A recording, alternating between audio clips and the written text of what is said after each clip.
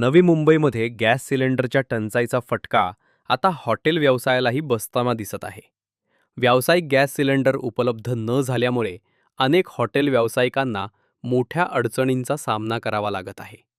आंतरराष्ट्रीय पातळीवर सुरू असलेल्या इराण-अमेरिका तणावाचा परिणाम गॅस पुरवठ्यावर झाल्याचं सांगितले जात आहे.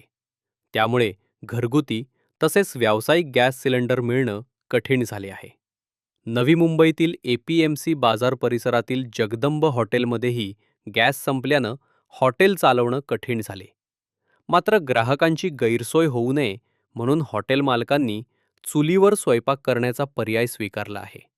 हॉटेलमध्ये तब्बल 4 चुली मांडून त्यावर स्वयंपाक सुरू करण्यात आला आहे. गेल्या 3 दिवसांपासून गॅस सिलेंडर उपलब्ध नसल्यानं ही पर्यायी व्यवस्था करण्यात आल्याचं हॉटेल मालकांनी सांगितले.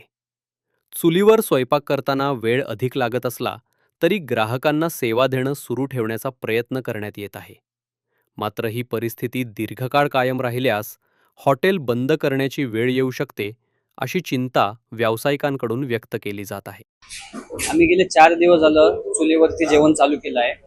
कारण लोकांची मागणी आहे. लोकांना आम्हाला जर जेवण द्यायचं आहे, सर्व्हिस द्यायची आहे आणि हॉटेल आपल्याला नियमितप्रमाणे व्यवस्थित चालवायचं असेल तर आम्हाला चुलीवरती जेवण बनवल्याशिवाय ऑप्शन नाही.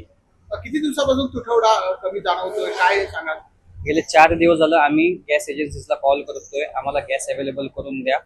पण त्यांच्याकडे गॅस अवेलेबल नसल्या कारणास ते आम्हाला एक कमर्शियल गॅस अवेलेबल नसल्या कारणास ते आम्हाला त्यांना चुलीवरती जेवण बनवून द्यायला लागतं.